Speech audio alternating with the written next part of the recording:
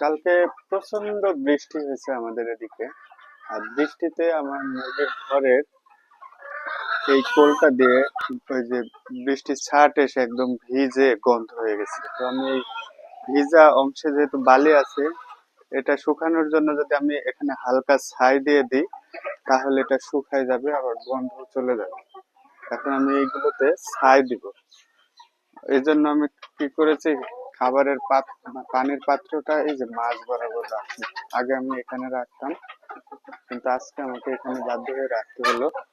এখন আমি এই ভিজা অংশটা দিয়ে পুরা ছাই দিয়ে দেওয়ার চেষ্টা করব।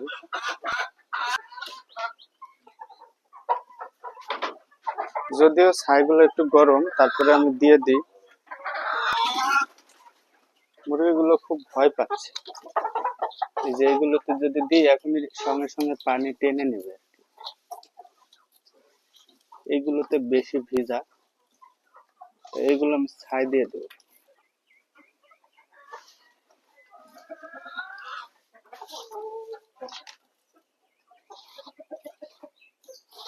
এই কোল দিয়ে পানি ঢুকছে। প্রচন্ড বৃষ্টি হয়েছে কালকে।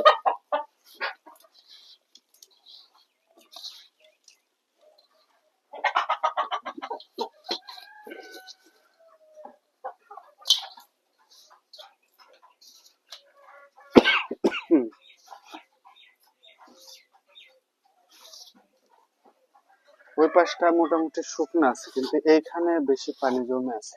আমাকে তাই এইখানে বেশি বেশি দিয়ে দিতে হবে, যাতে দুর্গন্ধটা না বের হয়।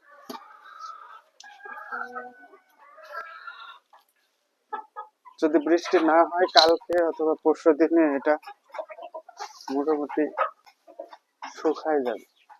এখনই শুকায় যাবে, কালকের ভিতরে একদম শুকায়, মানে এই পাশের অবস্থার মতন হয়ে যাবে। এই কোণে কিছুটা দিয়ে দিয়ে এখানে হালকা। আচ্ছা,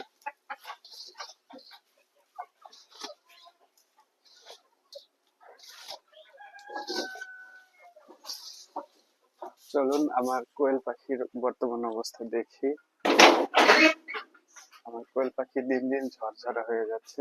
আজকে আমি নতুন কাপড় বিছিয়ে দিয়েছি, দেখুন পরিষ্কার দেখাচ্ছে। আমি চাই তারা একটু সুস্থ থাকুক।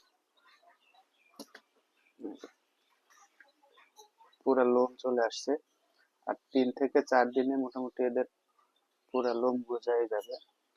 তারপরে লোমগুলো বড় হওয়া শুরু করবে।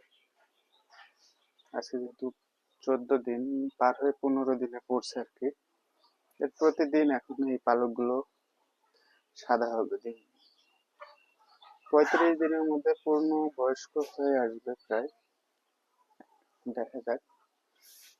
তো ভালো থাকবেন, সুস্থ থাকবেন। আসসালামু আলাইকুম।